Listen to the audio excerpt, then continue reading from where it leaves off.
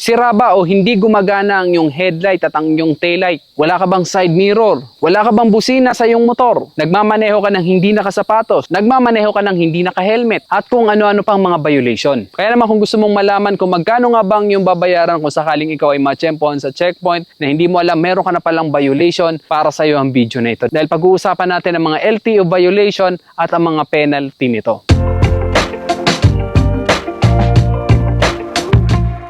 Unang pag-usapan natin ay ang dress code. Sa dress code naman, ang importante lang tayo ay nakasapatos at naka-helmet. At ang helmet na sinusuot natin ay merong ICC sticker. Kapag wala kang helmet, 2,000 pesos din po yun. Ngayon, punta na tayo sa motor. Kapag tayo ay nagmamaneho ng walang side mirror at tayo ay natsyempo sa checkpoint ng LTO, magmumulta ka ng 5,000 pesos. Opo, ganun po kalaki ang penalty kapag walang side mirror ang ating mga motor. 5,000 pesos po yun. Ganun din kapag hindi gumagana ang headlight at ang ating taillight at ang ating mga turn signal light, 5,000 pesos din po ang penalty doon. Kaya kapag tayo ay nagmamaneho ng motor, siguraduhin natin na merong itong mga side mirror. Ngayon naman kapag sira o depektibo na ang iyong headlight, ganun din ang iyong taillight at ang iyong mga turn signal lights, 5,000 pesos din po ang multa na to kapag na-tsyempohan ka rin sa checkpoint. Ngayon, paano kung gumagana ang aking headlight pero sira ang aking taillight, hindi gumagana? Ganun pa rin yun, magbabayad ka pa rin ng 5,000 pesos. Ngayon, paano kung okay naman yung aking headlight ang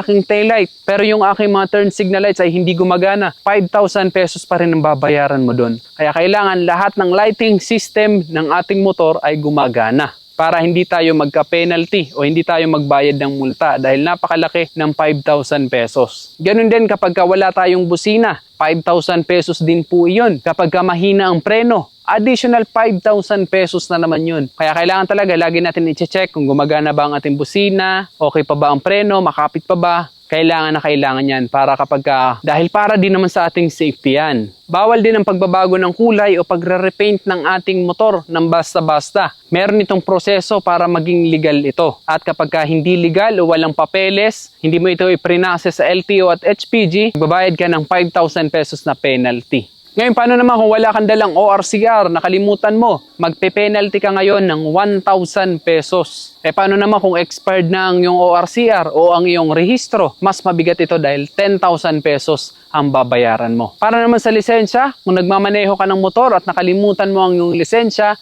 ang penalty nito ay 1,000 pesos. Ngayon, kung wala ka namang lisensya, 3,000 pesos ang penalty nito. At kung ikaw ay student permit pa lang at nagmamaneho ka lang ng mag-isa, o meron kang angkas pero hindi naman lisensyado, ang penalty nito ay 3,000 pesos. Kailangan kasi kapag ikaw ay naka-student permit pa lang o student license pa lang ang dala mo, kailangan meron kang kasamang lisensyado, mapanan-pro man yan o professional. Ang mga violation na yan at ang mga penalty ay base sa batas na DOTC JAW number 2014-01. Kaya para sa ating safety at para na rin sa ating peace of mind, lagi natin i-check kung okay pa ba o gumagana ang ating headlight, ang ating taillight, mga signal lights, ang ating mga side mirror ay palitan kapag ito ay basag na, ang ating busina ay ipaayos kapag ito ay hindi na gumagana, magsuot tayo ng sapatos, mag-helmet, at sumunod tayo sa batas trapiko para wala tayong maging problema. So yun na guys, sana may natutunan kayo sa video na ito at kung nagustuhan nyo naman ang video nito, just hit like. Kung bago ka lang sa aking YouTube channel, huwag kalimutan mag-subscribe. Click mo na rin ang notification bell para sa mga susunod kong video ay updated ka palagi. Yun lang guys, hanggang sa muli. Ako si Roxgo TV. Ride safe always and God bless.